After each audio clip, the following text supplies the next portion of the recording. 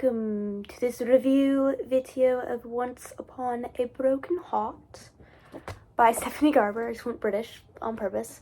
So basically I actually started this book in this video. I'll do a screenshot of the videos if you want to go check out my initial thoughts of this book. I don't really think I said a lot in that. I'd go check that out. It was like the latter half of that video. And I give this book, I just finished it, 3.5 stars. It's like 3.5 stars. Because I was thinking about, as I was reading this one and comparing it to Caraval, which is the first book of the series that takes place before this one, same author. I enjoyed Caraval more in the sense of I was seriously rooting for that relationship that's in that book. And I was like comparing it to and I gave Caraval 4 stars, which it rightfully deserved. This one, I'm like, it didn't hit the same, and that's something that I was like, it just didn't hit the same. It was close. It was missing some aspects of that book that I loved. Obviously they're two completely different books, different main characters, whatever. I loved Evangeline. She's amazing. I love her character. She's awesome. I love her and Jax just hating each other and having to have to work together, because it's just how that story goes, and I love it. It's awesome. But there were some parts of it where I was just kind of like, it's not hitting the same as the other books I've read by this author. I'm sure the second and third books in the series will hit way better. Again, this is kind of just setting up the plot. Again, every first book kind of sets up because it's same world, but kind of new, we've expanded on the world. And I really enjoyed it. And there were things about Evangeline that I didn't like.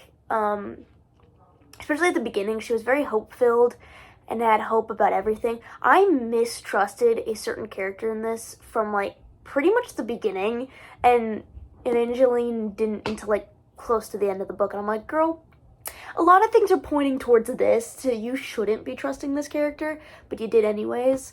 And so there were parts of that where I'm like, you're just a little on the naive side. But by the end of the book, she kind of grows and changes from the naive, love, hope-filled girl that she was at the beginning of the book to someone who has experience and things, has gotten a bit of more of a backbone, and being like, I don't know if I can trust people as easily as I used to, which I loved. So yeah, I feel like this video is not going to be super long, just because I don't have a whole lot of thoughts on this book. It almost felt, I did enjoy it. I just feel like I got, again, this is how I feel about an anytime I read a trilogy. It's almost like a Star Wars movie, if you've ever, because they have 3 parts. It's you have A New Hope, the beginning, you kind of meet the new characters, you understand, you get, the stakes start building, you're learning, lore and whatever. And then you have the Empire Strikes Back, the second book, which is sometimes the best book. Empire Strikes Back is a great movie. And basically that's where, the stakes get really high, stuff happens, you're like, oh, this is super interesting. And then you have the third book, in this case, Return of the Jedi, where, in my Star Wars analogy I'm doing, Return of the Jedi, or for this one, I think it's A Curse for True Love, where it kind of is starting to wrap up the storyline a little bit. Still high stakes because you're coming off of whatever happened in the second one, and I think it's where it gets more interesting, is when you kind of get into the second and third book. Sometimes there have been times where I'm like, oh, the first book's not always my favorite, because again, especially in trilogies, the first book's rarely ever my favorite book, because it is building up a whole bunch of lore. And then sometimes the second book annoys me. I actually have a prime example of this, and I'm going to go on a little bit of a rant here about how I feel about this with some trilogies. An example is, because I've read this whole trilogy, it's the Kane Chronicles by Rick Riordan. This is his Egyptian mythology series he did. And the first book is the longest one. Fun fact for you. And this one was full of just lore. It's called the Red Pyramid. Full of lore and packed with information, and it felt a little overwhelming at times. And then, well, actually, is the second one not always my... Well, in Caraval, the second one was not my favorite. The first one was my favorite.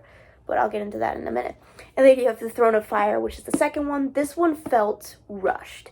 I always feel like the second book in a trilogy, it's also the smallest one, feels so rushed. And I'm like, I wish we had more time in these certain, like, you can make this book longer. And then you have the third one, which is, like, this is the climax of this story. The third one's, like, the ending. This is when things get resolved, things happen. And this one is so short. And I was like, this one felt rushed. This one didn't feel like there was a point. I was like, this feels like a side quest book. This one felt way too short. I felt like we needed to stick with some scenes or characters longer. That's what I'm saying. This one felt too short. This one felt like a side quest. And this one had a whole lot of information. That's how I feel about a lot of trilogies I read. Is like, the first one's always like, okay, I get it, you're building up this world and the storyline. That makes sense. I never really hate the first one, but it's never, not never, I can't remember in a trilogy the first book ever being my favorite. Well, Caraval. I guess maybe that is true. Caraval is my favorite. Of the Caraval trilogy, the first one, Caraval, is my favorite. And then you have the second book. In this case, it felt like a side quest. It didn't feel like what they were doing in this one really played much to the last one. It did, but it just felt like, oh, I have to read this book to get to the end. That's how that felt. And then the end this book felt way too short. Like, some scenes I feel like, and then there were some scenes I'm like, is this necessary? Do we need this scene in here? Because I feel like we could be doing something else with it. So, yeah, there's a little rant on how I feel about certain trilogies. But as an example of, we're going to grab the Caraval trilogy here, which I recently finished. My favorite one is the first one. I love the first one. It was amazing. It got 4 stars for me. It didn't get 5, but it is my favorite book in this whole trilogy. Maybe because I loved the romance and the 2 main characters of this one. They were great. I loved Scarlet, and I wish that I wish that Scarlet and Julian hadn't been sidelined for the rest of the series. Because I kid you not, majority of these two, this one's Tella's book, which is Scarlet's little sister. This follows Tella, that sibling. So, like, yeah, you're like, okay, I know this follows Tella. She's not my favorite. No hate on her. She's a great character, but she's not my favorite. I prefer Scarlet. And then this one's like, oh, it's a combined of both of them. That's great. If I had to go back and count how many of the chapter POVs were in Scarlet's compared to Tella's, Tella definitely had more in here. So this just felt like a second Tella book than a combine of the two. So that's where I'm like, I really liked Scarlet and Julian. I love that we got some more Scarlet and Julian moments, but I wish we had more of that and less of Tella, because we already just read a whole book on her, and then we just get even more. I already just read a whole, however long, like 300, 400 pages worth of Tella. I would like Scarlet back, please. And got a little bit of her in this. I still can't believe they sidelined one of their best characters. I feel like. That's how I feel about this series. Is that Scarlet and Julian got very much sidelined to Tella and Dante. Which is upsetting for me. Because, again, that may just be because I'm biased to these guys being my favorite, that I wanted more of them. So back to the book that I'm reviewing. I feel like, yeah, like, compared to how I felt while reading this also was my very first Stephanie Garber book. This is my 4th now at this point. And it was just like, okay, I understand the world, but it felt at the beginning kind of repetitive. Because it felt like they were restating the things that happened in this trilogy of Caraval, which makes sense because it does take place, like, right. The beginning part of it takes place somewhat during, but the latter half of it takes place after the events of at least these two. I don't really feel like Caraval much fits in that. This is almost like the intro book. This book feels like it's almost a part of a completely different series than this is. Fun fact for you. But, so I was like, I felt like it was very much restating a lot of the events that happened in this one, which is why I think a lot of people say if you read this one before you read Caraval, it spoils the ending of Caraval. So that's why I didn't do it. I'm glad I didn't. But yeah, it was restating a lot of stuff that I'm like, yeah, I already know what happened. Although I do love that Scarlet and Tella appeared in this book. Even if it was only for, like, a chapter, it was so great. I loved it. But I'm also just like, again, 3.5 stars. Enjoyed the book.